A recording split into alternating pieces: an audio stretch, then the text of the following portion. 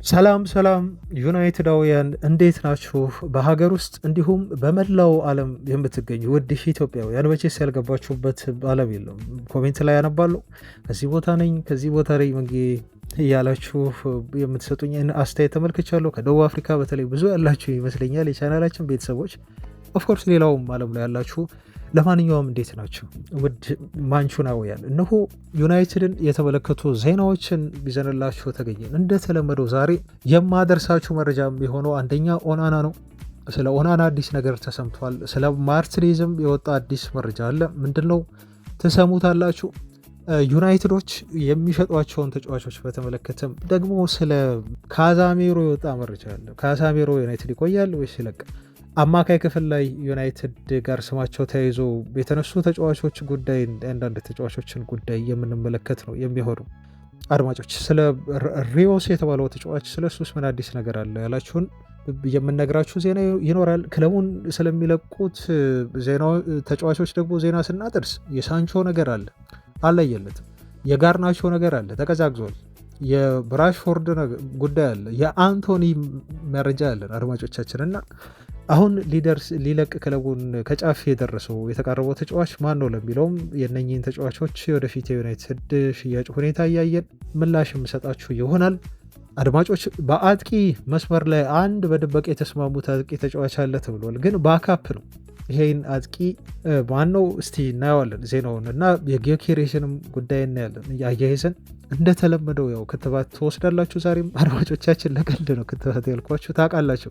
ክትባት ትወስዳላችሁ ስለማን ላወራ እንደሆነ ታውቃላችሁ። የብሪያን ቤሞን ጉዳይ ታዞልናል። ያው ሐኪም ያዘዘልን ቀን በቀን እየተወጋን ነው። እናንተም ትወጋላችሁ፣ እኔም እወጋለሁ። ስለዚህ የዚህን ተጫዋች ጉዳይ ምን ላይ ነው የሚገኘው ዝውውሩ የሚለውን ያለውን ወቅታዊ ሁኔታ እንዲሁ እናየዋለን። ብቻ ቪዲዮን ላይክ አድርጉ። ብርድ ነው፣ ዝናብ ነው አድማጮቻችን፣ በጣም ይቀዘቅዛል እዚህ ኢትዮጵያ ውስጥ ያው ታውቃላችሁ ያላችሁ አየሩ። ስለዚህ ሞቅ አድርጉት፣ ላይክ አድርጉ፣ ሀሳብ አስተያየት ስጡ፣ ኮሜንት አድርጉ፣ ጥያቄያችሁን ተወያዩ። ቻናላችሁ ቤታችሁ ነው፣ ፋሚሊ ነው ይሄ ዩናይትድ። መልካም ቆይታ፣ አብራችሁ ነው። ከአማካይ ዜና መረጃዎቻችን ምንጀምር አድማጮች። የአማካይ ቦታ ላይ ከወጡ ዜናዎች ውስጥ የመጀመሪያ የማደርሳችሁ የፖግባን ጉዳይ እንመልከት። ፖል ፖግባ አዲስ ክለብ አግኝቷል። ያው ለሞናኮ ትላንት ፊርማውን በይፋ አኑሯል እና 8 ቁጥር ማሊያም እንደሚለብስ በሞናኮ ቤት ተረጋግጧል። ብዙዎች መልካም ተመኝተውለታል። በነገራችሁ ላይ ከሀገራችን ተጫዋቾች ሁሉ ሳይቀር ኢንስታግራም ላይ እያየው ነበር ላይክ ያደረጉትን ከኡመድ ኩሪ ጨምሮ ከኢትዮጵያ ማለት ነው። እንግዲህ ከመላው ዓለም የሚገኙ ተጫዋቾች መልካም ተመኝተውለታል። እንግዲህ ይሄ የሚያሳያችሁ ላይክ በማድረግ በኢንጌጅመንት ነው ይፋ ሲያደርገው ኢንስታግራም ላይ ማለት ነው። እና ብዙ ፈረንሳውያን የሆኑ ተጫዋቾች ኢቨን ፈረንሳውያን ያልሆኑ ቡድን አጋሮቹ ሰፖርት አደርገውታል። ኦፍኮርስ ይገባዋል። ደግሞ ፊርማውን ሲያኖር ትላንት ከተመለከታችሁ አድማጮቻችን ፖግባ በእንባ ታጅቦ ነበር እና ያሳዝናል። እንደ ሰው ሆናችሁ ስታዩት የየትኛውን ቡድን ደጋፊ ብትሆኑ ኢቨን ፖግባ ለእናንተ ባይጫወትም ግን ያሳዝናል። እንደ ዜና ራሱ መቅረብ ያለበት ነገር ነው። አሁን ስለ ዩናይትድ ብናወራም ግን ፖግባ የቀድሞ ልጃችን ነው። ስለ እግር ኳስም አንዳንዴ ማውራት ይኖርብናል እና ትላንት ያን ቪዲዮ ከተመለከትኩ በኋላ በአሁን መቆጣጠር ሲያቅተው ሲያለቅስ ምን ያህል ልጁ እየተረዳሁት ነገር ምን እንደሆነ ታውቃላችሁ አድማጮቼ? ምን ያህል እንደተገፋ ነው። መገፋት ስል በነገራችሁ ላይ የጁቬንቱሶች ልምምድ እንዲሰራ ጠይቋቸው ነበር። ቅጣቱ ከተጣለበት በኋላ ለማገገም ቲሞች ያው ጨዋታ እያደረጉ እሱም ቁጭ ብሎ ስለነበር እንዲህ ለማገገም ያህል በቃ ዝም ብሎ ትሬኒንግ ለመስራት አሁን ፋሲሊቲ ትጠይቃላችሁ አይደል? ጁቬዎች ፋሲሊቲ ሁሉ ከለከሉት ነው የተባለው አድማጮቻችን። ዩናይትድ ቤትም መጥቶ ጠይቆ ያው የቀድሞ ክለቦችን ነው ሊጠይቅ የሚችለው ልምምድ ይሰራል በዩናይትድ ተፈቅዶለት የሚባል መረጃ ወጥቶ ነበር። በኋላ ላይ ግን ውድቅ ሆነ።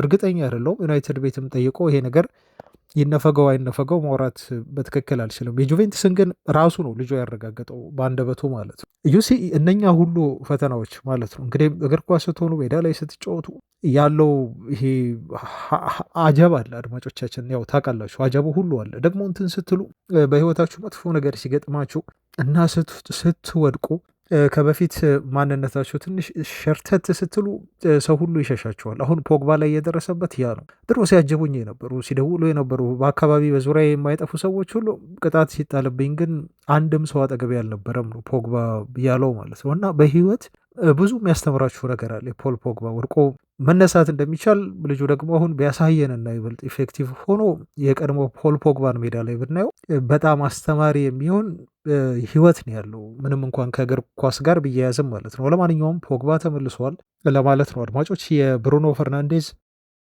መልካም ምኞቱን እንደዚሁ ገልጾለታል።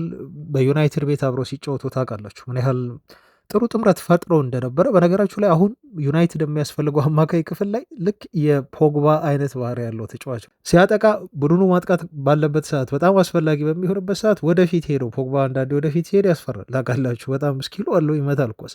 ሲከላከል ደግሞ ፖግባ ነው፣ ኳስም ያስጥላል። ብቻ ከተከላካይ ኳስ ተቀብሎ ለአጥቂ በትክክል ወይም ለክንፍ ተጫዋቾች በትክክል ኳስ ማድረስ የሚችል ተጫዋች፣ ብቸኛው ታለንት ያለው ተጫዋች ያ ነው ታውቃላችሁ አድማጮች። ለዛ ነው ዩናይትድ ከብሩኖ ውጪ የፖግባ አይነት አማካይ አሁን የሚያስፈልገው ማለት ነው። አሁን ፖግባ ፕራይሙ ላይ ቢሆን ኢማጅን የዩናይትድን የአማካይ ክፍል ማለት ነው አሁን ሁለቱ አንድ ላይ ተሰልፈው ስታስቡት ራሱ ድሪም የሆነ ቲም ነው አይደል አድማጮቻችን። እና ዩናይትድ የሚያስፈልገው ተጫዋች አሁን ልክ ታይፒካል የሆነ ፖግባ አይነት ተጫዋች ነው። ዝም ብሎ ዲፌንሲቭ ላይ እንደው ጋርቴ የሚሰራ ብቻ ሳይሆን ከኳስ ጋር ኮምፎርት የሚሰማው የትኛውንም ፓስ ማድረግ የሚችል በግራም በቀኝም ኳስ ዲስትሪቢዩት ማድረግ የሚችል ከተከላካይ ተቀብሎ ወደ አጥቂው ክፍል በአግባቡ ማሻገር የሚችል አማካይ ነው የሚያስፈልገው። ለማንኛውም ኤኒዌይስ ፖግባ ተመልሷል።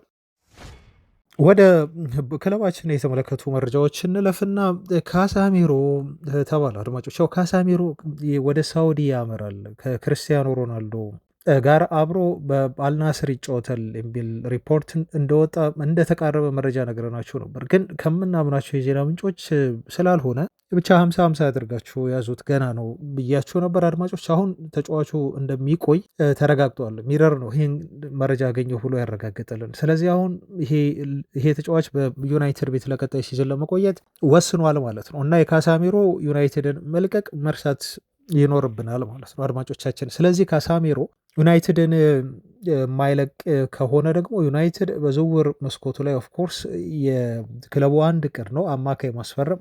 በካሳሚሮ መቆየት አለመቆየት ላይ የሚወሰን አይመስለኝም አድማጮች። ካሳሚሮ ቢቆይም አንድ አማካይ ለማምጣት ጥረት ማድረጋቸው አይቀርም። ያ አማካይ ብዙ ኮስቲ ነው ወይስ ደግሞ ይሄ በትንሽ የሆነ ፕራይስ ነው የሚያመጡት፣ በውሰት ነው? እሱን አይዶን ነው አላውቅም፣ እናየዋለን አብረን። ብቻ ግን የካሳሚሮ በዩናይትድ ቤት የመቆየት ዜና ይሄ ያልተጠበቀ ነው፣ ይለቃል ተብሎ እየታሰበ ስለነበር እና ብዙዎቻችሁ ደግሞ መጠይቁኝ ሪዮስ ስለተባለው ልጅ ነው፣ ገና ነው። ስለዚህ ተጫዋች ጉዳዩ ፍላጎቱ ዩናይትድ እንዳለው እና በዓለም ክለቦች ሻምፒዮና ላይ እየተከታተለው ብቻ መሆኑን ነው እኔ ልነገራችሁ የምችለው አድማጮቻችን ማለት ነው። እና ይሄ ልጅ በጣም ኮንሲስተንሲ የሆነ እንቅስቃሴ እያሳየ ነው የሚገኘው። ከፓልሜራስ ተጫዋቾች በዓለም ክለቦች ሻምፒዮና ላይ ቀልብ ሳቢ የሆነ እንቅስቃሴ በማድረግ ላይ ያለ ተጫዋች ነው። ብዙ የዩናይትድ ደጋፊዎች ተጫዋቹ እንዲፈርም ለዩናይትድ ፍላጎት አላቸው። ግን መረጋጋት መጠበቅ ያስፈልገናል አድማጮች። እዚህ በተጫዋች ላይ መቸኮል አያስፈልግም፣ አማካዩ ላይ ማለት ነው። ገና ነን። አሁን ስለ አማካይ እያወራ ነው። የብሪያን ቤሞን እንኳን ዝውውር መች ጨረስን አድማጮች። የሌላኛው አማካይ ስፍራ ኢላማችን የሆነው ትላንትም ዜና አድርሻቸዋለሁ፣ ሊዮን ጎረትስካ የተባለው የባየር ሙኒክ ተጫዋች እዛው በዓለም ክለቦች ሻምፒዮና አሜሪካ ሆኖ ስለ ወደፊት ቆይታውና ስልሙ ከማንቸስተር ዩናይትድ ጋር ስለመያያዙ ተጠይቆ እንደዚህ ሲል መልሷል። አሁን ሙሉ ትኩረት የሆነው በቶርናመንቱ ላይ ነው ብሏል፣ በክለብ ወርልድ ካፕ ላይ ማለቱ ነው። ስለዚህ እኔ ደስተኛ ነኝ፣ በባየር ሙኒክ ክለቡን መርዳት ነው የምፈልገው በቀጣዩ ሲዝን ላይ ሲል አስተያየት ሰጥተዋል ማለት ነው። ጎረትስካ ባጭሩ ይሄ የቀረውን የ1 ዓመት ኮንትራት በሙኒክ ቤት ለማጠናቀቅ ፈቃደኛ እንደሆነ እና በክለቡ በቀጣይ ሲዝንም እንደሚቆይ ከዛ በኋላ በፍሪ ኤጀንትነት ግን ሊለቅ እንደሚችል ነው የተናገረው። ስሙ ከዩናይትድ ዝውውር ጋር ተያይዞ ተነስቶም እንደነበር ታስታውሳላችሁ አድማጮች። ስለዚህ ጠቅለል ስናደርገው ክቡራን አድማጮች አማካይ ክፍል ላይ እነኚህ ተጫዋቾች በተለይ ከትላንት ጀምሮ ያነሳናቸው ተጫዋቾች የኤደርሰንንም ጨምሮ የዩናይትድ ምናልባት ሪያሊስቲክ የሆነ ትክክለኛው የሆነ የአማካይ ክፍል ኢላማ ይመስላል ኤደርሰን ከአትላንታ።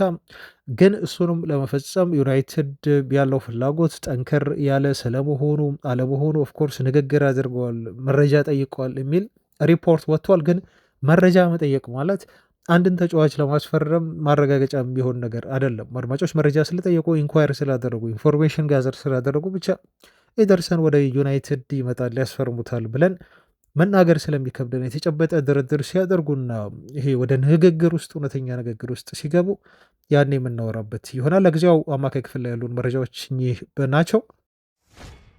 ስለሚለቁ ተጫዋቾቻችን ደግሞ የተመለከቱ ዜና እናደርሳችሁ። ዩናይትድ መግዛት ብቻ አይደለም፣ አሁን ተጫዋቾች መልቀቅም ላይ እየተጓተተበት ጊዜ እየወሰደበት ያለበት ሁኔታ ነው ያለው እና ኦናና አንድ ዜና ወጣ። አሁን በስካይ ስፖርት ኒውስ የወጣ ዜና ነው። ስለዚህ ይሄ ዜና ትኩረት ሊሰጠው ይገባል። ምንድነው ያለን ስካይ ስፖርት? ኦናና ማንቸስተር ዩናይትድን መልቀቅ ይችላል እና በውሰት ክለቡን መልቀቅ እንደሚችል ተጫዋቹ ተነግሮታል የሚል ሪፖርት ወጣ ማለት ነው። እና ትንሽ እንቆቅልሽ ነበር። እኔ የግብ ጠባቂውን ሁኔታ ዩናይትድ እንዴት አድርጎ እንቆቅልሹን ሊፈታው እንደሚችል ግራ እየተጋባሁ ነበር፣ ስነግራቸውም ነበር አድማጮች። ምክንያቱም ኦናና በሳምንት 100 ምናምን ሺህ ፓውንድ ነው የሚያገኘው በዩናይትድ ቤት።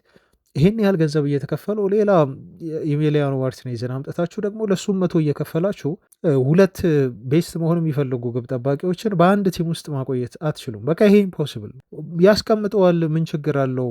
ኦናና ይቀመጣል፣ ቤንች ይሆናል እያላችሁ አስተያየት ትሰጣላችሁ። ግን የሚረብሸው ነገር አለ ቲም ውስጥ፣ በቲም ስፕሪት ውስጥ የሚያመጣው ችግር አለ። ይሄ ጉዳይ አምኖ አይቀመጥም ኦናና። ምክንያቱም ይሄ ኦናና ቤስት መሆን የለመደ ነው። ከኢንተር ሚላን ጀምሮ ከአያክስ ጀምሮ መቀመጥን አልለመደም ኦናና። ይሄ ነገር በኋላ ላይ ቲም ውስጥ ቅሬታ ይፈጥርና አጠቃላይ በቲሙ ኦቨርኦል ስፕሪት ላይ የሚያመጣው ተጽዕኖ አለ። አድማጮች አሁን እናንተ ኮሜንት ስታደርጉ ማርቲኔዝ መጥቶ ቤስት ይሆናል፣ ስለዚህ ኦናና ይቀመጣል፣ አይሰራም። ይሄ ነገር አይሆንም አድማጮቻችን። አንደኛ ከደሞዙ አንጻር፣ ሁለተኛ የቲም ስፕሪት ስለሚበጣበጥ አይሆንም። ስለዚህ ዩናይትድ ሊያደርግ የሚችለው አሁንም ስካይ ስፖርት ባወጣው ዜና መሰረት አድማጮች ተጫዋቹ በውሰት የሚሰጥ ከሆነ ኦኬ ኢትስ ኦኬ፣ በቃ ያ ሊሆን ይችላል። ምክንያቱም ገዢ የለም። ከሳውዲ አረቢያ አልመጡም ክለቦች።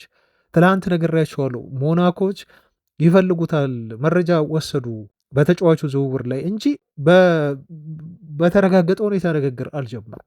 ፋብሪሶ ሮማኖ አረጋገጠልን ይሄንን ነገር። ስለዚህ ሞናኮና የኦናና ጉዳይም የለም፣ አውሮፓ ውስጥ የለም የሚፈልገው ቲም ማለት ነው አድማጮች። በውሰት ግን ምናልባት የሚወስደው ቲም አይጠፋም። አይ ቲንክ አስባለሁ በውሰት ሊወሰድ ይችላል። ስለዚህ ኦናናን በውሰት አሁን ስካይ ስፖርት እንዳለን ዩናይትዶች ከሰጡት ለኢሚሊያኖ ማርቲኔዝ እሱም ቢሆን በውሰት ወደ ዩናይትድ ወይ በቋሚ ዝውውርም ሊሆን ይችላል። አይዶን ነው አላቅም፣ ብቻ ስፔስ ይኖራል ማለት ነው። አያችሁ በቋሚነት ኢሚ ማርቲኔዝን አምጥታችሁ ልታጫውቱት ትችላላችሁ። ጥሩ ዜና ደግሞ ስለ ኢሚሊያኖ ማርቲኔዝ አሁንም ስካይ ስፖርት ነው ያወጣው። ተጫዋቹ ለቼልሲ ነው እንግዲህ ቀረበ ተብሎ የተገለጸው ማለት ነው። ለቼልሲ ሲቀርብ የዩናይትድ ታርጌት ነው እንደምታውቁት። ተጫዋቹ ለቼልሲ በወኪሎቹ እንዲያስፈርሙት ቀርቦላቸዋል ተብሎ ተገልጿል። ያው ክለብ እየፈለገ እንደሆነ ግልጽ ነው። ግን በግልጽ ተጫዋቹ ቀዳሚ ምርጫው ዩናይትድ መጫወት እንደሆነ ተገልጿል ማለት ነው። የትኛውም ክለብ ቢፈልገውም ልጁ ቼልሲ የሚፈልገው ወይ ሌሎች አትሌቲኮ ማድሪድ የሚፈልገው ለዩናይትድ ቀድማ ያሰጥተው ዩናይትድ ለመምጣት ነው ልጁ እየጠበቀ የዩናይትድን ጥያቄ ያለው ማለት ነው። ለዛ ይመስላል አሁን ይሄ ስፔስ ከተጠረገ በኋላ ኦናና በውሰትም ቢሆን ብቻ ከለቀቀ እና እንደሚለቅ እርግጥ ከሆነ ኢሚ ማርቲኔዝ ዩናይትድ የሚመጣበት ሰፊ እድል እንዳለ ነው እኔ የተረዳሁት ማለት ነው። ስለዚህ በግብ ጠባቂ ሁኔታ ላይ ያለው መረጃ ይሄ ነው አድማጮች። ስለ አንቶኒ ደግሞ እንመልከት።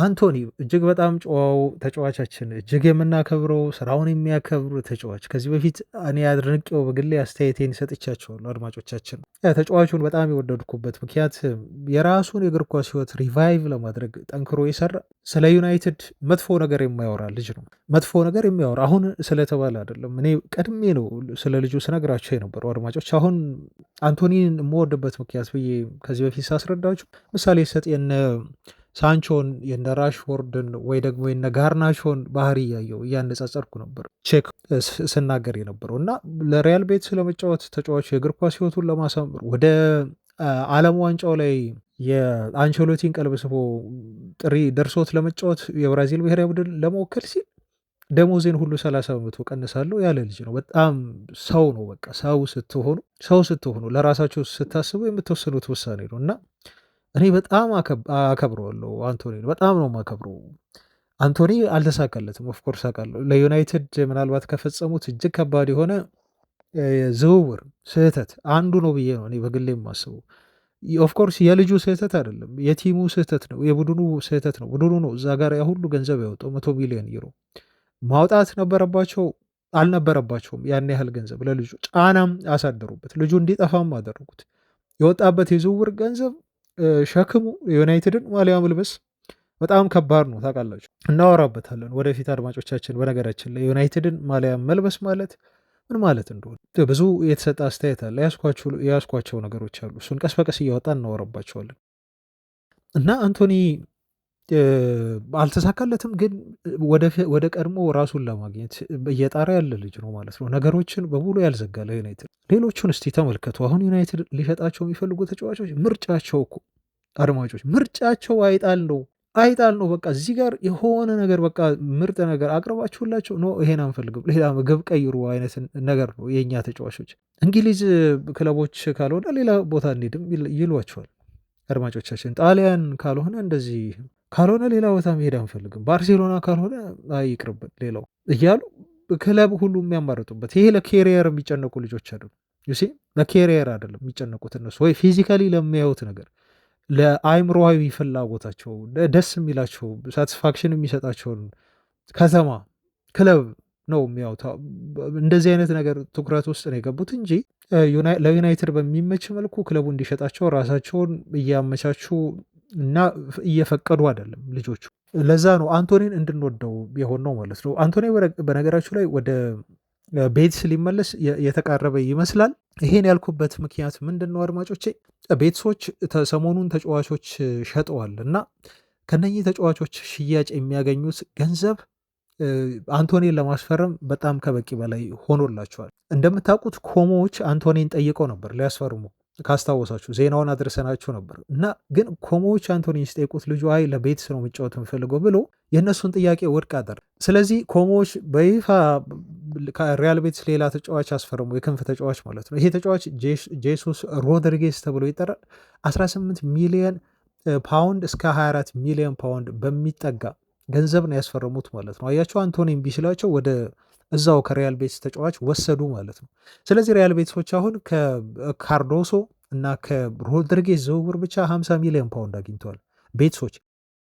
ስለዚህ ዩናይትድ ጋር መጥተው ሲደራደሩ ከዚህ በፊት ካደረጉት ከ2 ሳምንታት በፊት ማንቸስተር ከተማ መጥተው ሲደራደሩ ለ1 ዓመት በውሰት ስጡን እያሉ ሲለማመጡ ነበር። አሁን ግን እንደዚህ ብሎ ነገር የለም። ምክንያቱም ዩናይትድም አይ ከሁለት ተጫዋቾች ሽያጭ ብቻ ከ50 ሚሊዮን ፓውንድ በላይ ሰርተዋል በዝውውር አድማጮች አያችሁ። ስለዚህ አሁን የሚመጡ ከሆነ ሪያል ቤትሶች አንቶኒን ለማስፈረም በቋሚ ኮንትራት ብቻ ነው የሚመጡት፣ ሊገዙት ነው የሚመጡት።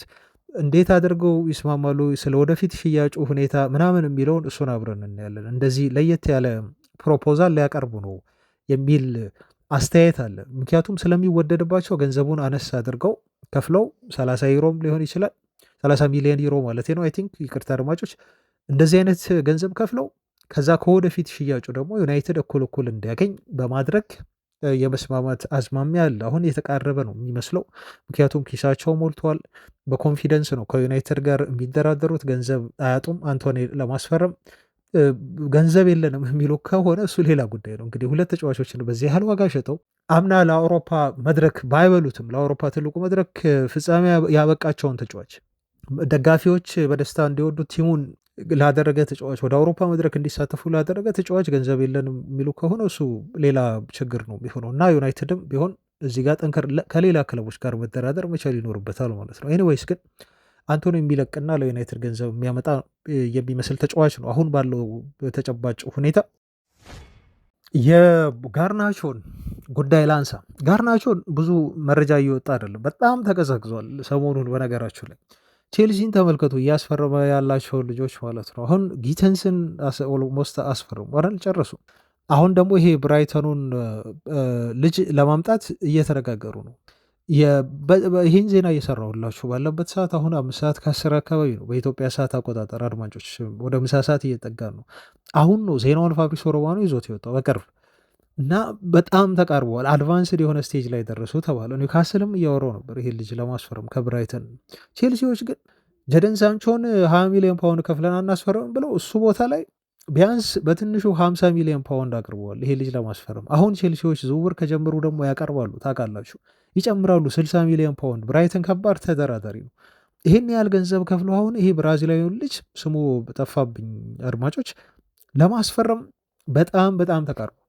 በቃ ኦልሞስት አሁን አድቫንስድ የሆኑ ስቴጅ ላይ ናቸው ተባለ። ወደ ኒውካስል ይሄዳል ተብሎ ሲታሰብ ነበር። ሆም ፋብሪሶ አድቫንስድ ስቴጅ ላይ ናቸው ካለ ወደ ማጠናቀቁ ይሄ መስማማቱ ወደዛ መሄዱ የሚቀር አይመስልም። አያችሁ እንዴት ዝውውሮች ቼልሲዎች እንደሚፈጽሙ። ለሳንቾ አላወጣም ብለው ያ ሁሉ ገንዘብ ያችን ትንሽ ገንዘብ 20 ሚሊዮን ፓውንድ ይሄ ሁሉ ገንዘብ ደግሞ አውጥተው ሁለት ተጫዋቾችን ሊያስፈርሙ ነው ማለት ነው በ120 ሚሊዮን ፓውንድ አካባቢ 120 ሚሊዮን ፓውንድ። ሳንቾ አሁን አይሰማውም። እስቲ ቼልሲዎች 20 ሚሊዮን ፓውንድ ከፍለው ቢያቆዩትስ? ፋይናል ላይ ጎል ያገባላቸው ልጅ እኮ ፋይናል ላይ ጎል ያገባላቸው ልጅ ዩናይትድ እንዴት አድርጎ እንደተሸከመው ልጁን አስቡት ማለት ነው። በቃ የማይገባውን ነው ዩናይትድ ሰጥቶ ያጨማልቀሉ። በዚህ ታውቃለህ ቼልሲዎች ሌሎች ተጫዋቾችን እየመረጡ ነው። ምክንያቱም ሌሎች ተጫዋቾች እነኚህ አሁን የሚያስፈርሟቸው እየጠየቋቸው ያሉ ገና ታዳጊ ናቸው፣ እግር ኳስ አልጠገቡም፣ በጣም ጠንክረው የሚሰሩ ናቸው እና ይሄ ሌላ የግል የባህሪ ችግር የለባቸውም። ታይታ የሚያበዙ አይደሉም። ይሄን ያልኳቸው ይሄን ያነሳሁት ለምንድን ነው? በጋርናቾ ምክንያት ነው። ጋርናቾ የቼልሲ ዝውውሩ አከተማ አድማጮች፣ በቃ የለም አይሄድም። ቼልሲ ምኞቱ ነው አይደል? ምኞቱ ሆኖ ይቀራል ቼልሲ ሲሪየስ። እኔ ቼልሲ ቢወስደው እኮ ደስ ይለኛል፣ ምክንያቱም ዩናይትድ ገንዘብ ያገኛል። ቼልሲዎች ቀዳሚ ፍላጎታቸው አላደረጉትም። ተመራጭ ነው ካጡ ነው እንግዲህ እያሉ ዝም ብለው ክለቦች የሚደረድሩት ነገር አለ። እስከ 10ም ሊደረድሩ ይችላሉ በአንድ ቦታ ላይ እና የሌሎቹ ካልሆነ እስቲ ይሄን ልጅ ብለው ነው የያዙት። ግን ባህሪውን ደግሞ ያሉ አድማጮች ባህሪውን ያሉ ዩናይትድ ቤት እያለ ልጁ ምን ሲያደርግ ነበረ? ጋርናቾ ምን ሲያደርግ ነበር ዩናይትድ ላይ? ያሉ ችሎታ ብቻ አይደለም የሚታየው እግር ኳስ ላይ ባህሪም ይታያል። ክለቦች እኮ ይፈራሉ። ይሄ ልጅ መቶ ማሬስካ የሆነ ቀን እኮ ቤንች ቢያደርገው በሆነ ጨዋታ ላይ ሄዶ ልክ እንደለመደው ኢንስታግራም ላይ ወንድሙ ይፖስታል የሆነ ነገር በቃ ወይ ጋርናቾ የሆነ ፎቶ እንግዲህ ያው ይነሳል። በየትኛውም ቅጽበት በየትኛውም ፋሻል ኤክስፕሬሽን ሜዳ ላይ የተነሳውን ፎቶ የሚመጣጠን ከቅሬታው ጋር ያደርግና እሱን ይለጥፋል ሳይናገር እሱ ወይ ወንድሙ ይናገርለታል። አያችሁ አሁን ቼልሲ በቃ የለም አቀዝቅዞታል። የሚያስፈርመው ነገር ሁኔታ ውስጥ አይደለም ያለው። ቼልሲ አያስፈርመውም። በቃ ጌተንስን እዛ አስፈርሙ። አሁን ይህን ልጅ ደግሞ ከብራይተን ያመጣሉ። ምን ያደርጋል ጋርናቾ? አያችሁ እዚህ ጋር ተበላ ማለት ነው ልጁ። ለዛ ነው ፕሮፌሽናል እግር ኳስ ተጫዋች ስትሆኑ መጠንቀቅ አለባችሁ። ቻይልድሽ መሆን የለባችሁም። ጅላጅል መሆን የለባችሁ።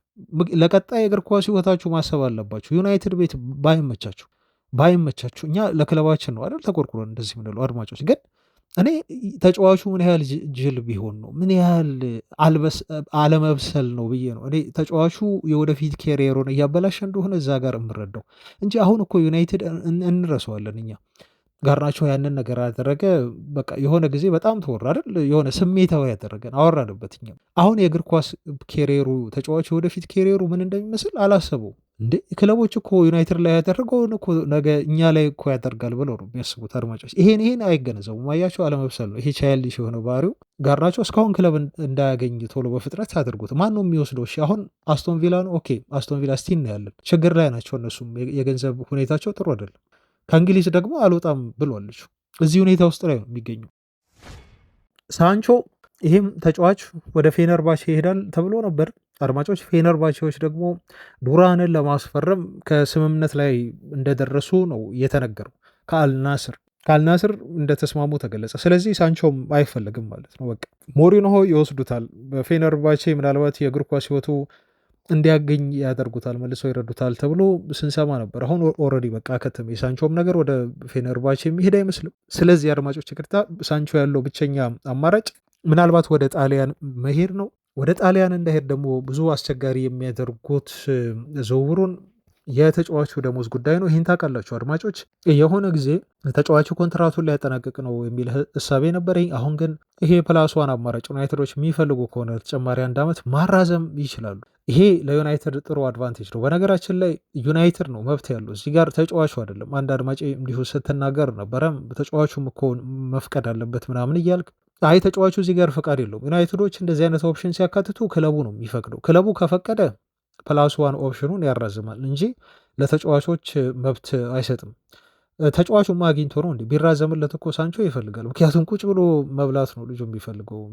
ስለዚህ ዩናይትድ ፍሪ ሆኖ በቀጣይ ሲዝን እንዲለቅ ደግሞ አይፈልግም። ቢያንስ ኮንትራቱን አርዝመውት ያቺ ፕላሷን አክቲቬት ያደርገው። ግን አክቲቬት ሲያደርጉ እርግጠኛ መሆን ይፈልጋሉ፣ በቋሚ ዝውውር ልጁን የሚያስፈርመው ክለብ ማለት ነው። ለዛ ነው ከጁቬንትስ ጋር እየተነጋገሩ የሚገኙት። አሁንም እልባት አላገኘም፣ በጣም ተቃርቧል።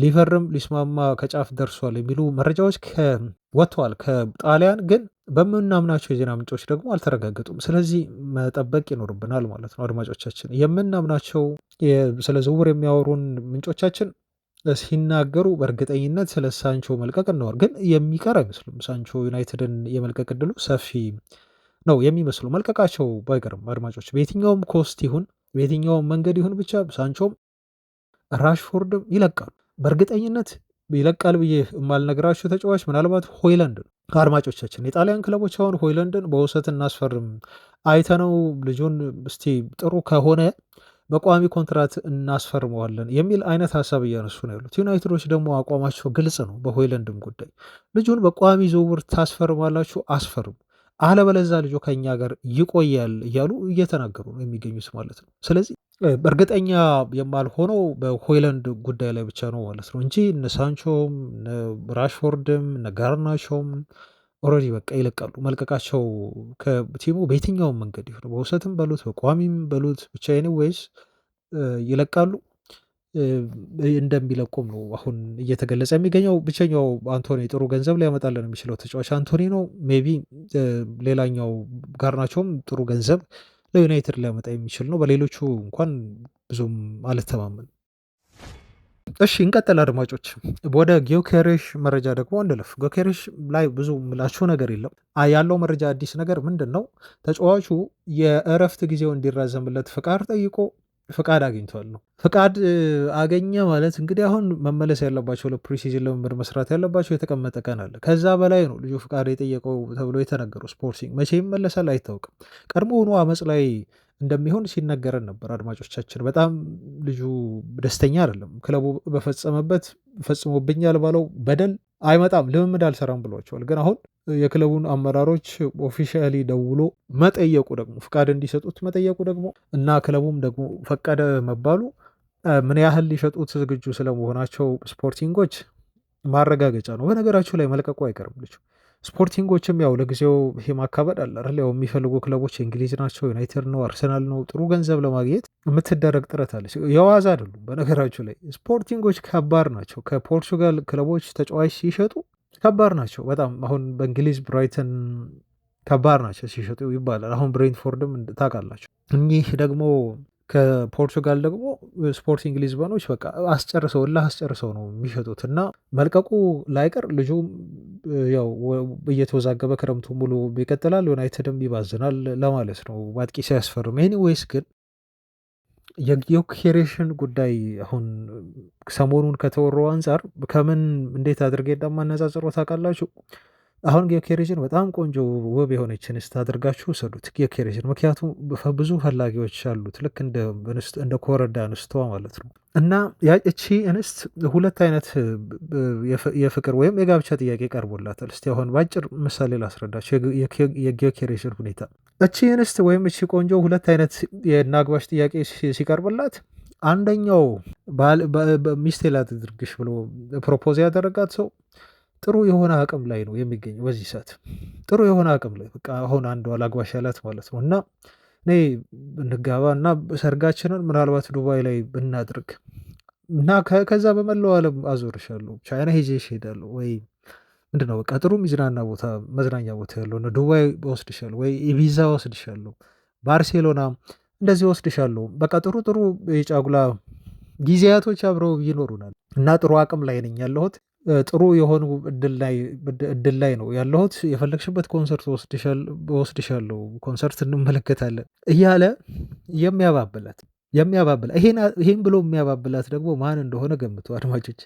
ማን እንደሆነ እንደዚህ ብሎ ይሄኛው ባሏ ይሄኛው ፕሮፖዛል ያቀርበላት ባል ማ ሊሆን እንደሚችል መገመት ትችላላችሁ። አንደኛው ባሏ ደግሞ ያኛውን ባል ብላችሁ ወሰዱት። ሁለተኛው ባሏ ደግሞ እሱ ደግሞ እኔ ብዙ አሁን የምሰጥሽ ነገር የለኝ፣ እንዲህ ላዝናናሽ አልችልም፣ ወደ ፓሪስ ይዤሽ ሊሄድ አልችልም፣ ወደ ባርሴሎና ወደ ማድሪድ ይዤሽ ልሄድ አልችልም። እንደ አቂሚቲ ግን እኔም አገባሻለሁ፣ ችግር የለውም። አቅሙ የለኝም ለጊዜው፣ ግን እኔም አገባሻለሁ፣ እኔም እፈልግሻለሁ፣ እንድታገቢኝ እፈልጋለሁ ብሎ ፕሮፖዝ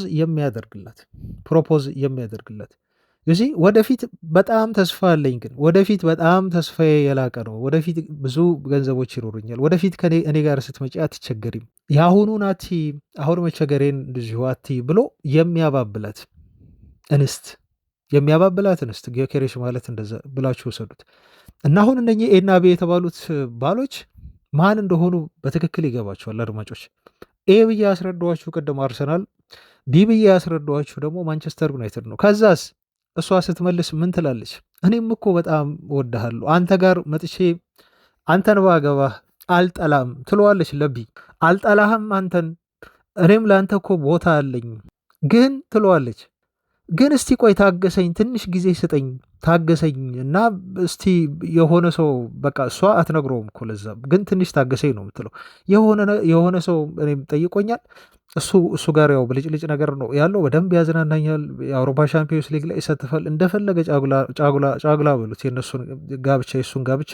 ስለዚህ እንሸራሸራለሁ እና በጣም የምፈልገውን ነገር በየሳምንቱ ጨዋታ እግር ኳስን እንደዚሁ ያለው እና ፈታ ያደርገኛል ያ ባለቤቴ። እስቲ ቆይ የእሱን ነገር ካልተሳካልኝና እሱን ማግባት ካልቻልኩ መጥቼ አንተን አገባሃለሁ ብላ ቃል እንደምትገባለት አድርጋችሁ ዩናይትድን ውሰዱት እስቲ። እንደ ጊዮኬሬዝን እንደ ሴቷ አድርገን ብንቆጥረው እና ፕሮፖዝ የተደረገችዋን ሴት አድርገን ብንቆጥረው፣ በቃ እኔም እኮ አልጠላህም አንተን። አሁን ጊዮኬሬዝ እያደረገን ያለው እንደዛ ነው አድማጮቻችን፣ እንደዛ ነው እኛን እያደረገን ያለው። ልቡ አርሰናልን ፈቅዷል፣ አርሰናልን መርጧል። አርሰናል ምክንያቱም ሻምፒዮንስ ሊግ ይጫወታል፣ በየሳምንቱ ይሄዳል፣ ትሪፕ ይኖራል።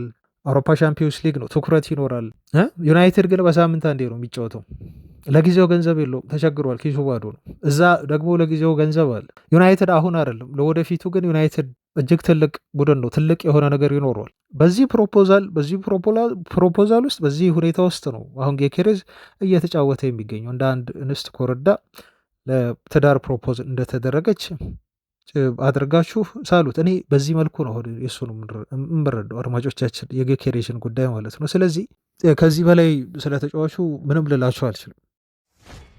ዜናዎቻችን ቀጠሉና አሁን የመጨረሻ መረጃዬን ላድረሳችሁ አድማጮች። ያው መጨረሻ የዜና ሚስማራችን የሚሆነው የአንድ ተጫዋች ጉዳይ ነው አድማጮቻችን፣ እና የብሪያን ቤሞን መረጃ ልንገራችሁ። ትላንት የሆነ ቤተሰቤ ኮሜንት ላይ ጽፎ አየሁ እና ከዚህ በፊትም ጽፏል። አረ በሜቤቴ በቃኝ የሚሉት ኮሜንት አለ። ቲክቶክ ላይ ኮሜንት ነው አድማጮቻችን። እኔ ቲክቶክ ታውቃላችሁ በጣም አዘናጊ ነገር ነው እና አንዳንዴ ስመለከት ኮሜንት ላይ ስለሆነ ነገር ሲወራ፣ በተለይ አርሰናል ላይ ሙድ ያኔ ሲያዝ የዩናይትድ ደጋፊዎች ሙድ ሲይዙ ታስታውሳላችሁ፣ ሻምፒዮንስ ሊግ ውጭ ሲሆኑ እና ብቻ የሚሰጧት ኮሜንት የተለመደች ነች። ኧረ በመቤቴ በቃኝ፣ ኧረ አሁንስ በቃኝ አይነት ነገር ብለው የሚሰጧት ኮሜንት ትመቸኛለች። ትላንት የሆነ ልጅ ደግሞ እኔ ቻናል ላይ ከትላንት ወደ እኔ ቻናል ላይ ተጠቀመባት። በቃኝ፣ ኧረ በቃኝ በአይነት ነገር ነው እንግዲህ። ኧረ በቃኝ በማርያም ሁሉ ነው ያለው የብሪያን ቤሞን ጉዳይ ማለት ነው። እና በጣም ነው ፈና ያደረገኝ እና አስቆኛል።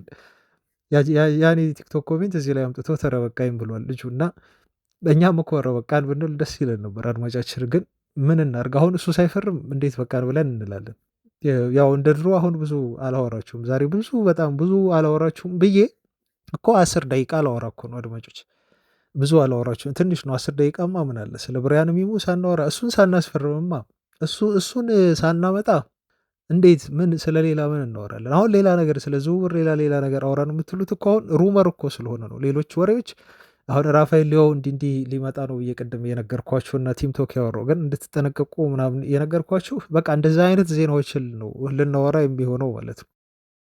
ሌላ የሚወሩ ነገሮች በደንብ ትኩረት አድርገን የምናወራባቸው ነገሮች ይሄ ሪያል የሆኑ ነገሮች ስለሌሉም እኮ ነው እሱ ላይ የምናተኩረው እና አይዟችሁ ዛሬ ያው ብዙም ማወራቸው ነገር የለም ኦፍኮርስ፣ ምክንያቱም ትላንት በደንብ አወራ ነበር። ትላንት ወደ 24 ደቂቃ ነው ስለ ብሪያን ቤሞ ያወራ ነው ማለት ነው። እንትን ላይ ስለነበራችሁ ነው ይሄ ግርታ ላይ ማለት ነው። ልጁ በቃ ተቋረጠ የሚባለው ነገር ያው ሁሌም ስለምታዩ ፌስቡክ ላይ ታያላችሁ። እከሌ እንዲህ ይሄን አወጣ ምናምን ይባል። እናንተ መረጃውን ብቻ ነው ተባለ መባሉ ብቻ ነው ኮንሱም የምታደርጉት። እናንተ እንደዛ ነው አይደል ኮንሱም የምታደርጉት። ምክንያቱም የወጣውን ነገር ታነቡና ወዲያው ምንጩ የት ነው እኮ ምናምን እኮ አትሉም። ምክንያቱም እናንተ በቃ ፋን ናችሁ። ፋን ስለሆናችሁ የሚወጣው መረጃ ሁሉ ትክክል እና ነው የሚመስለው እና የምትረዱበት መንገድም በቃ ትክክል እንደሆነ አድርጋችሁ ነው የምትረዱት። እኔ በዝውውር ላይ ካለኝ ልምድ በጣም ብዙ ዓመት ነው እንግዲህ ዝውውር ላይ እንዲህ ከፌስቡክ ጀምሬ የዝውውር ዜናዎችን ሰራ ነበር። አሁን አይደለም የዛሬ 8 ዓመት ጀምሮ ማለት ነው። በጣም ቆይቻለሁ ስሰራ እና አውቀዋለሁ የዝውውር ባህሪው እንደሆነ አውቃለሁ። የሆነ የምረዳውም አለ ዶቶችን ምናምን የማገናኝበት ነገር አለ እና እያንዳንዱን መረጃ እናንተም እንደዚህ ስትቆዩ በጥንቃቄ ማየት ትጀምራላችሁ። በጣም በሳል የሆናቸውን አድማጮች ያላችሁ በሳል ቶሎ ነገሮችን የማታምኑ የተወራውን ሁሉ ነገር የማታምኑ እና በጥልቀት የምትረዱ ዩናይትድ በተለይ ያለበትን ትክክለኛ ሁኔታ እንደዚሁ አይታችሁ አሁን አድማጭ የሆነ አድማጭ ኮሜንት ሰጥቶ ነበር ትላንት ስለ ክለቡ ሁኔታ ስለ ብሪያን እቤሞ ሁሉ ነው አስተያየት የሰጠው ማለት ነው። ከዚሁ ጋር ሳያይዘው ምንድን ነው ያለው አንድ አድማጭ ስሙን አላስታወስኩም፣ ግን ኮሜንቱን በደንብ ሳይ ነበር የሁላችሁንም ብሪያን ቤሞ ላይ እንደዚህ ዩናይትዶች በቃ ግግም ማለታቸው እኔ የከፈሉትን እንደው የሚክፈሉና ልጁ 65 የሚሆኑ ያምጡት እያልኩ ስናገር ነበር። እኔ ያን የተናገርኩበት አንግል ምንድን ነው አድማጮች ዩናይትድ ጊዜ እየገደለ ነው ከሚለው አንግል ነው እኔ ያየሁት። እዚህ ልጅ ላይ አሁን ብዙ ጊዜያችንን አጠፋንና ሌሎች የምንፈልጋቸው 4 ተጫዋቾችስ እነሱን ለማስፈረም ደግሞ ምን ያህል ጊዜ ልንፈጅ ነው? ኦፍኮርስ አውቃለሁ አድማጮች የዝውውር መስኮቱ በተካረበ ቁጥር አሁን እንደሚሟዘዘው ዝውውሮች ብዙ ጊዜ አይሟዘዙም። ለምንድን ነው ብትሉኝ፣ ምክንያቱም ያም ሻጭ ክለብ ይጣደፋል፣ በራሱ ጊዜ ይጣደፋል። ለምንድን ነው የሚጣደፈው? ቶሎ ያችን ገንዘብ አግኝቶ ልጁን ለመተካት ሲል ይጣደፋል። በጣም ለግዠር የሆነ ሽያጭ ካልሆነ በስተቀር በጣም አንገብጋቢ እና የማይፈልጉት ሽያጭ ካልሆነ በስተቀር አያንጓትቱባችሁም ማለት ነው። እና ቶሎ ሸጠው መተካት ይፈልጋሉ። እና የዝውውር መስኮቱ ሊቃረብ ሲመጣ ኦፍኮርስ ይፈጥናል። አውቃለሁ ዝውውር እንዳሁኑ እንትን አይልም። ግን ዩናይትድ ብዙ ስራ ስላለበት ነው ከዛ አንግል አንጻር ያልኳችሁ እንጂ ዩናይትድ በዚህ አቋሙ መቀጠል አለበትማ። ይሄን እኮ ብዙ ጊዜ ያወራንበት ልክ ናቸው። ዩናይትድ ዝም ብሎ በዘፈቀደ መክፈል እኮ የለ። ይሄን እኮ አንቀበው አድማጮቻችን። ግን ብሪያን ቤሞ አሁን በጣም በጣም በጣም የሚያስፈልግ ነው። እኔ አጥቂ ባያስፈርም ይሻላል ብያቸዋለሁ። አጥቂ ዩናይትድ ባያስፈርም ይሻላል። ብሪያን ቤሞን አምጥቶ መጨረስ መቻል አለበት። ምክንያቱም በጣም አንገብጋቢ ተጫዋች ስለሆነ ወደፊት ብዙ ስለምናወራው ልጁ ለዩናይትድ ምን ማለት እንደሆነ ወደፊትም እናወራለን። አሁን ሊመጣ ሲቀርብ አድማጮች ከዛ አንግል ነው ከዛ አንጻር ነው እንደዛም ያልኩት እንጂ እንደ ዩናይትድማ እኛ እኮ ስናወራው ሁሌም የምንተቸው ቀን በቀን ይሄን አይደለም። ብዙ ገንዘብ ያወጣል፣ ብዙ ደሞዝ ይከፍላል። ይሄን ማድረግ የለበትም። አቋም ያለው ቲም መሆን አለበት። በቃ ፕሪንሲፕል ያለው ቲም መሆን አለበት እያለ ነው። እና ቅድም አሁን አንድ አድማጭ የሰጠውን ኮሜንት ምክንያት በማድረግ ነው በጣም በሳል የሆናችሁ አድማጮች እንዳላችሁን ለመናገር ማለት ነው። ሌሎቻችሁም እንደዚሁ ከእኛን ዜና ስትሰሙ እየተረዳችሁ በደንብ ትመጣላችሁ። ባህሪውን ኢንዱስትሪውን ትረዳላችሁ ማለት ነው። እንዲህ ስሜታዊ አትሆኑም ዝውውር ላይ እና ምን ለማለት ነው አድማጮች፣ አሁን ለምሳሌ ትናንት ያገኘሁት መረጃ አንድ ዩናይትድ አጥቂ ሊያመጣ ተስማምቷል። ባካፕ አጥቂ ኦፕሽን አለው። 9 ቁጥር ላይ በጣም ሪላክስ ናቸው ምናምን ብዬ ሳወራችሁ ነበር። የሆኑ ኦፕሽኖች አሏቸው፣ የሆኑ አማራጮች። ይሄ የኤክስፒሪየንስ በጣም በፕሪሚየር ሊጉ ኤክስፒሪየንስ አለው የተባለ ፕሪሚየር ሊጉ ላይ በእድሜው እኮ የገፋ ነው፣ ግን ፕሪሚየር ሊጉ ላይ በጣም ኤክስፒሪየንስ አለው የተባለ አጥቂ በባካፕነት ይዘው እሱን ተስማምተው ጨርሰዋል የሚል አሁን ዜና ወጥቷል። ይሄ አጥቂ ማን እንደሆነ ግን እስካሁን በደንብ የታወቀ ነገር የለም። አንዳንዶች ራውን ነው ይላሉ፣ አንዳንዶቹ ደግሞ የሚሉት ምናልባት ቫርዲም ሊሆን ይችላል ብለው እንደዚህ ይላሉ፣ ይናገራሉ ማለት ነው። አያችሁ አድማጮች፣ የፕሪሚየር ሊግ ሎት ኦፍ ኤክስፒሪየንስ ያለው ብዙ ልምድ ያለው ተጫዋቹ። ስለዚህ አልናቅም፣ ራውል ሊሆን ይችላል ወይ ቫርዲ ሊሆን ይችላል ባካፕ ኦፕሽን ብሎ የያዘው ማለት ነው። እሱን ጊዜው ሲደርስ የምናየው ይሆናል። ግን ዩናይትድ 9 ቁጥር መምጣቱ ስለማይቀር አያችሁ እንደዚህ አይነት ወሬዎች አሉ። መታገስ ብቻ ነው እንደዚሁ የሚኖርብን። ክለቡ ምን አይነት እቅዶችን እንደያዘ አናቅም። አማካኝ ላይ አሁን ምን አይነት እቅዶች እንደያዘ አናቅም። አማካኝ ላይ ብዙ ገንዘብ የለውም አቅም የለውም እያለ ነው አይደል? እንደዚህ አይነት ባካፖች ደግሞ አንዳንዴ ይይዛሉ በውስጥ በቃ በሆነች ገንዘብ ቲሙ የሚስማማቸው የውስጥ ስምምነቶች አሉ። እነኛን ነገሮች እየተማመነ ነው ቁጭ የሚለው። ምክንያቱም ፕላን ኤ ሲከሽ ወደ ቢ ይሄዳል። አሁን መቤሞ ላይ እስካሁን ድረስ እንዲህ እየሄዱ ነው አይደል? አልወጡም። ከዝውውሩም ይወጣሉ ተብሎ አይታሰብም። ምክንያቱም በጣም ወሳኝ ልጅ ስለሆነ አይወጡም ከዚህ ልጅ ዝውውር። ልጁም ረድቷቸዋል፣ እንዳይወጡ አድርጓቸዋል። ከተጫዋቹ ዝውውር ድርድር እንዳይወጡ አድርጓቸዋል። እርግጠኞች ናቸው። ትላንትም ሳወራችሁ ነበር አይደል? ኮንፊደንት ናቸው። ፋብሪሶ ሮማኖ ነግሮን። ለምንድን ነው እርግጠኛ የሆኑት? ብሬንትፎርዶች አማራጭ የላቸውማ። ዜር ኢዝ ኖ ኦፕሽን ቢ ሲ ዲ ምናምን የሚባል ነገር የለም። በቃ ዜር ኢዝ ኦንሊ ዩናይትድ ብቻ ነው ያለው። ስለዚህ ምንድን ነው የሚያደርጉት? ከዩናይትድ ጋር መስማማት ነው። ልጁ አድቫንቴጅ ሰጣቸው ማለት ነው። ለዛ ነው ኮንፊደንት የሆኑት እና ያውቁታል ብሬንትፎርድ ምን እንደሚፈልግ ምን መጨመር እንዳለባቸው እኮ ዩናይትዶች ያውቁታል። ያችን ላለመጨመር እኮ ነው የሚታገሉት። አዶንስም ብሉት ስትራክቸርም ብሉት ያውቁታል። የሚከብድ ነገር አይደለም። ለዛ ነው ኮንፊደንት የሆኑት እኮ አድማጮች ተረዱ። አያችሁ ዩናይትድ ኮንፊደንት የሆነው ልጁን እንደሚያስፈርመው እርግጠኛ ሆነው ከአቅም በላይ ስላልሆነ ነው የብሬንትፎርድ ፍላጎት። የእነሱ ፍላጎት ከዩናይትድ አቅም በላይ አይደለም። ዩናይትድ ማድረግ የሚችለው ነገር ግን በቀላሉ እጅ ላለመስጠት እያደረጉ ያለው ጥረት ነው። ይሄ ከድሮ አስተዳደር ከድሮ ዝም ብሎ ቲሞች በእነሱ በፈለጉት መንገድ ብቻ እንዳይረዱን በሚል ለመታገል ነው። በቃ ጥሩ ነው። አንድ አድማጭ የሚያልከው እኮ ይህንን ልጅ ቆንጠጥ አድርገው ብዙ ሳያወጡ ማስፈረማቸው ዩናይትድ ለቀጣይም ዝውውሮች ይጠቅመዋል ብልሃል። ትክክል፣ በጣም ይጠቅመዋል። ልክ ነህ። ትክክል። በጣም አፕሪሼት ያደረኩትም አስተያየትህን ያን ነው አድማጮቻችን። እንደውም ትላንት ሰሞኑ ማርክ ጎልብሪች ፖል አዘጋጅቶ ነበር የዩናይትድ ደጋፊዎችን ዩናይትዶች ከብሪያን ቤሞ ዝውውር ፉክክር ይውጡ የሚሉ አሉ። አንዳንድ ደጋፊ በቃ ይሄን ይተዉት፣ ለምንድን ነው ሌላ ኢላማ ዩናይትድ ላይ ማያተኩሩ? ብዙ ኢላማዎች አሉ፣ እነ ኤዜ አሉ፣ እነ ሴሜኒዮ አሉ አድማጮች። ከዛ ለሴሜኒዮ በርደቦዜ ስንት እንደጠየቁ ታውቃለህ? 70 ሚሊዮን ፓውንድ አሉ።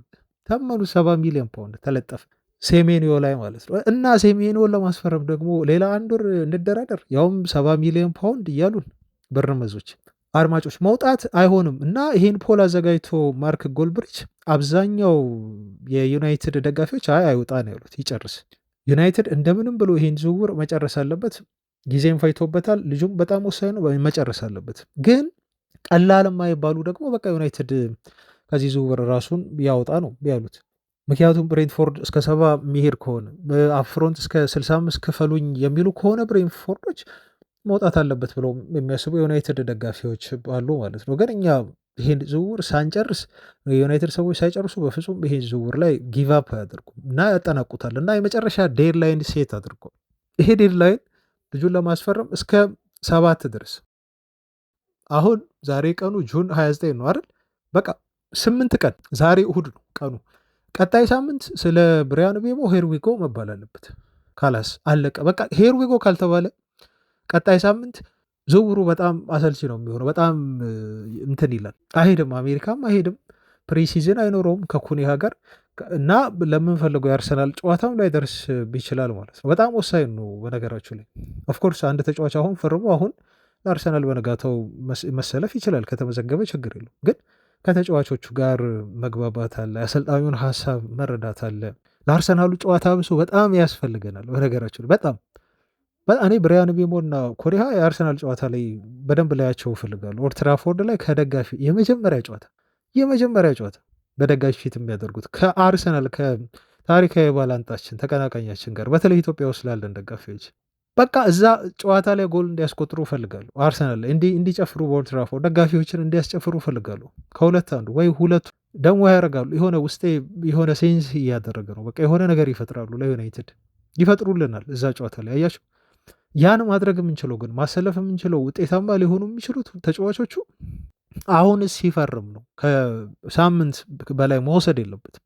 ዩናይትዶች ይሄ ዴድላይን አስቀመጡ የተባለው ለዛ ነው። በቃ ከዚህ ቀን በፊት ተጫዋቹ መምጣት አለበት፣ ማጠናቀቅ አለበት ዝውውሩን ብለው ቀን ቆርጠዋል።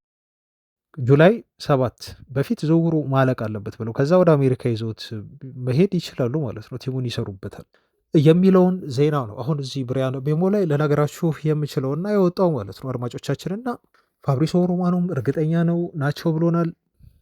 አሁንም እየወጡ ያሉ መረጃዎች በጣም ኮንፊደንት እንደሆኑ ነው ዩናይትዶች እየገለጹልን ያሉት። በጣም ጥቃቅን የተባሉ ነገሮች ይሄ ትላንት ነግሬያቸዋለሁ። ይሄ ከአዶንሱ ጋር በተያዘ ከስትራክቸሩ ጋር በተያዘ በኢንስታልመንቱ ጋር በተያዘ ነው ችግሩ ያለው። ያን መፍታት ደግሞ እንግዲህ ከአንድ ሳምንት በላይ ዩናይትድ ይወስድበታል ተብሎ አሁን ቀጣይ አይታሰብም። ከዛ በላይ ከወሰደ ነገሮች አስቸጋሪ ነው የሚሆኑት። ስለዚህ ቀጣይ ሳምንት በጣም ወሳኝ እንደሆነ ነው ስለ ብሪያን ቤሞ የምነግራችሁ። ከዚህ ልጅ ዝውውር ኧረ በቃን በማርያም እንዳላችሁት የሚበቃበት ጊዜ በጣም ቅርብ ነው የሚሆን የሚመስለው። ኤኒዌይስ ግን አድማጮች አንድ የመወያ ነጥብ ዛሬ እሁድ ነው ብዙም ዜና ስለ ዩናይትድ እንዲወጥቱ አይደለም፣ ግን ግዴታ መገናኘት ስላለብን ለዛም ነው የጠዋት ዜና ማናደርሳቸው። ዜናዎች ሲያጥሩ ወይ በጣም ሲደጋገሙ እንትን እንዳትሉ በዛ ያለ ዜና ሲኖሩ እንደዚህ ሲኖሩ በጠዋትም እንገናኛለን እና የመወያ ነጥብ አድርጌ ሰጥቻችሁ ልውጣና ዩናይትዶች ከብራያን ምቤሞ ዝውውር አሁን አቋማቸውን የማይቀይሩ ከሆነ እንዴት መውጣት አለባቸው? በዚህ አቋማቸው መጽናት አለባቸው? ወይም የሚፈልጉትን 65ም ይሄ የተባለውን የሚፈልጉትን ሰጥተው ልጁን ማስፈረም አለባቸው? እናንተ በየትኛው ወገን ናቸው የሚለውን ሀሳብ አስተያየቶቻችሁን፣ ጥያቄዎቻችሁን በኮሜንት አስፍሩልኝ፣ አየዋለሁ። ነገ እንገናኛለን በአዳዲስ ጉዳዮች። እስከዛው ሰላም ሁኑ። መልካም እሁድ ይሆንላችሁ። ባባይ